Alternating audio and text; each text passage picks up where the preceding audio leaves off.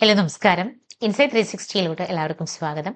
നമ്മൾ കഴിഞ്ഞ ദിവസം നെക്സ്റ്റ് എക്സാമിൻ്റെ ആപ്ലിക്കേഷൻസിനെ കുറിച്ചിട്ടെല്ലാം പറഞ്ഞിരുന്നു. ഇനിയിപ്പോൾ നമ്മൾ നെക്സ്റ്റ് അതിൻ്റെ സെക്കൻഡ് പാർട്ടിലേക്ക് വന്നിരിക്കുകയാണ്. ഫസ്റ്റ് പാർട്ട് നിങ്ങൾ കണ്ടിട്ടില്ലെങ്കിൽ എത്രയും പെട്ടെന്ന് നിങ്ങൾ ഫസ്റ്റ് പാർട്ട് വാച്ച് ചെയ്തതിന് ശേഷം സെക്കൻഡ് പാർട്ട് വാച്ച് ചെയ്യാം.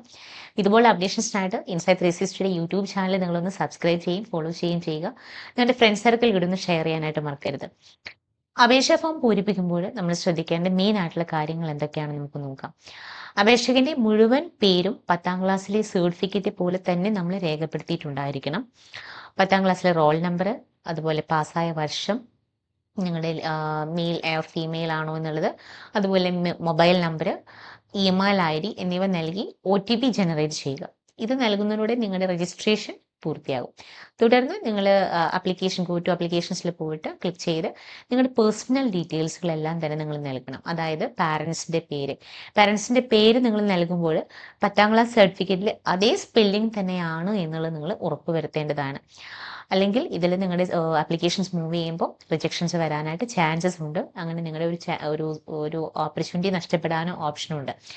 അപ്പോൾ സംവരണ ആനുകൂല്യങ്ങൾ ഉള്ള സ്റ്റുഡൻസ് ആണെങ്കിൽ കൃത്യമായിട്ട് നിങ്ങൾ കാറ്റഗറികളെല്ലാം തന്നെ തിരഞ്ഞെടുക്കണം. ഏത് കാറ്റഗറി പെടുന്നവരാണെങ്കിൽ അത് കറക്റ്റായിട്ട് ഓപ്റ്റ് ചെയ്ത് കൊടുക്കണം.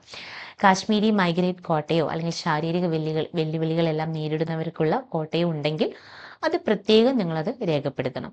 വിലാസം നൽകുമ്പോൾ നിലവിലുള്ള വിലാസവും സ്ഥിരമായിട്ടുള്ള വിലാസം ഒന്നാണെങ്കിൽ അത് നിങ്ങൾ പ്രോപ്പറായിട്ട് തന്നെ ടിക്ക് ചെയ്യണം. അതുപോലെ നിങ്ങളുടെ വിദ്യാഭ്യാസ യോഗ്യതയും പരീക്ഷാ കേന്ദ്രം നിങ്ങൾ ഓപ്റ്റ് ചെയ്ത് ശ്രദ്ധിക്കേണ്ട കാര്യം 10ാം ക്ലാസ് 12ാം ക്ലാസ് ബോർഡുകളുടെ പേര്, ഉദാഹരണത്തിന് ഇപ്പോൾ CBSE അല്ലെങ്കിൽ സ്റ്റേറ്റ് ബോർഡ്, പാസ്സായ വർഷം, മാർക്ക് എന്നിവയെല്ലാം കൃത്യമായിട്ട് തന്നെ നിങ്ങൾ നൽകണം. ഇതിനുശേഷം പരീക്ഷ എഴുതാൻ താല്പര്യമുള്ള 3 നഗരങ്ങൾ നിങ്ങൾ മുൻഗണനാ ക്രമത്തിൽ ഓപ്റ്റ് ചെയ്ത് കൊടുക്കണം. അപ്പം നിങ്ങളുടെ വീടിനടുത്തുള്ള നഗരം ആദ്യത്തെ ഓപ്ഷനായിട്ട് നിങ്ങൾ നൽകുക. അത് കഴിഞ്ഞിട്ട് പിന്നെ നെക്സ്റ്റ് സെക്കൻഡ് ഓപ്ഷൻ ഏതാണെങ്കിൽ അത് നിങ്ങൾ ഓപ്റ്റ് ചെയ്യുക. അങ്ങനെ പ്രോപ്പറായിട്ട് നിങ്ങളത് ഓപ്റ്റ് ചെയ്ത് കൊടുക്കുക. അതുപോലെ രേഖകൾ നിങ്ങൾ അപ്ലോഡ് ചെയ്യുമ്പോൾ നിങ്ങൾ ശ്രദ്ധിക്കേണ്ട കാര്യം ഫോട്ടോയും ഒപ്പം അപ്ലോഡ് ചെയ്യുന്നതാണ് ഏറ്റവും പ്രധാനപ്പെട്ട ഘടകം. ഫോട്ടോ കഴിഞ്ഞ 6 മാസത്തിനുള്ളിൽ എടുത്തതും ഒരു വൈറ്റ് ബാക്ക്ഗ്രൗണ്ടിലുള്ളതോ ആയിരിക്കണം. ഇപ്പോൾ സെൽഫികളോ അല്ലെങ്കിൽ ഇൻസ്റ്റാഗ്രാം ഫിൽറ്ററുകളോ ഉപയോഗിച്ചിട്ടുള്ള ചിത്രങ്ങളോ ഒന്നും തന്നെ പാടില്ല. നിങ്ങളുടെ ഫേസും അതുപോലെ നിങ്ങളുടെ ഇയറും വ്യക്തമായിട്ട് കാണുന്ന രീതിയിലായിരിക്കണം ഫോട്ടോ ഉള്ളത്. നിങ്ങളുടെ സിഗ്നേച്ചർ ഒരു വെള്ള പേപ്പറിൽ നീലയോ അല്ലെങ്കിൽ കറുപ്പോ ഇങ്കുള്ള ഒരു പെൻ ഉപയോഗിച്ചുകൊണ്ട് മാത്രം നിങ്ങൾ സൈൻ ചെയ്തതായിരിക്കണം അതിനകത്ത് അപ്ലോഡ് ചെയ്യേണ്ടത്. സ്കാൻ ചെയ്യുമ്പോൾ ഒപ്പിന് ചുറ്റും ആവശ്യത്തിന് സ്ഥലം വിടാനായിട്ട് നിങ്ങൾ ശ്രദ്ധിക്കണം. മറ്റേതെങ്കിലും തരത്തിലുള്ള മഷി ഉപയോഗിച്ചാൽ അപേക്ഷ റിജക്ഷൻ ആവാനായിട്ടുള്ള ചാൻസസുകളുണ്ട്. അപ്പോൾ ഫീസ് അടയ്ക്കലും ഫൈനൽ സബ്മിഷനാണ് അടുത്തൊരു സ്റ്റേജ് എന്ന് പറയുന്നത്. അപ്പോൾ എല്ലാ വിവരങ്ങളും നൽകി കഴിഞ്ഞാൽ ഫോം ഒന്നും കൂടി നിങ്ങൾ അതിൻ്റെ പ്രിവ്യൂ ഒന്ന് പ്രോപ്പറായിട്ട് ചെക്ക് ചെയ്യുക. സ്പെല്ലിംഗ് തെറ്റുകളുണ്ടോ അല്ലെങ്കിൽ വിവരങ്ങൾ എന്തെങ്കിലും നിങ്ങൾ കൊടുത്തതിൽ മിസ്റ്റേക്സുകൾ വന്നിട്ടുണ്ടോ അത് തിരുത്താനുള്ളൊരു ഓപ്ഷനും കൂടിയാണ് ആ ഒരു ടൈം എന്ന് പറയുന്നത്. പെൺകുട്ടികൾക്ക് 700 രൂപയും അപേക്ഷ ഫീസ്, ആൺകുട്ടികൾക്ക് മറ്റു കാറ്റഗറി ഫീസും വ്യത്യാസം ഉണ്ടാകും. Debit card, credit card, net banking അല്ലെങ്കിൽ UPI വഴി നിങ്ങൾക്ക് ഫീസ് അടയ്ക്കാം.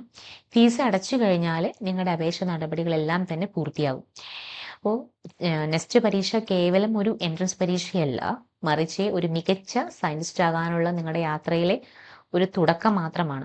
അപേക്ഷാ ഫോമിൽ വരുത്തുന്ന ചെറിയ തെറ്റുകൾ പോലും നിങ്ങളുടെ പരീക്ഷാ ഹാളിലെ പ്രവേശനം നിഷേധിക്കാനായിട്ട് കാരണമായേക്കാം. അതിനാൽ വളരെ ക്ഷമയോടും ശ്രദ്ധയോടും കൂടി മാത്രം നിങ്ങൾ ഇതിൻ്റെ ആപ്ലിക്കേഷൻസ് ഫില്ല് ചെയ്യുക. നൈസർ, CBSE തുടങ്ങിയ പ്രശസ്ത സ്ഥാപനങ്ങൾ പഠിക്കാൻ ആഗ്രഹിക്കുന്ന എല്ലാ വിദ്യാർത്ഥികൾക്കും മികച്ച വിജയാശംസകൾ നേരുന്നു. ഇത്തരത്തിലുള്ള ന്യൂ അപ്ഡേഷൻസിനായിട്ട് ഇൻസൈറ്റ് 360 സോഷ്യൽ മീഡിയ പേജസുകളെല്ലാം തന്നെ നിങ്ങൾ ഫോളോ ചെയ്യുക. നിങ്ങളുടെ ആപ്ലിക്കേഷൻസ് മൂവിങ് ടൈമിൽ നിങ്ങൾക്ക് എന്തെങ്കിലും ഡൗട്ട്സ് ആൻഡ് ക്ലാരിഫിക്കേഷൻസ് ഉണ്ടെങ്കിൽ ഡയറക്റ്റ്ലി നിങ്ങൾക്ക് ഇൻസൈറ്റ് 360യുടെ മെൻറ്റേഴ്സായിട്ട് കോൺടാക്ട് ചെയ്തുകൊണ്ട് നിങ്ങളുടെ ആപ്ലിക്കേഷൻസ് നിങ്ങൾക്ക് മൂവ് ചെയ്യാൻ പറ്റും. നിങ്ങളുടെ ഡൗട്ട്സ് ക്ലാരിഫിക്കേഷൻസിനായിട്ട് സ്ക്രീനിൽ കാണുന്ന നമ്പറിൽ ഡയറക്റ്റ്ലി നിങ്ങൾക്ക് കോൺടാക്ട് ചെയ്ത് സംസാരിക്കാവുന്നതാണ്.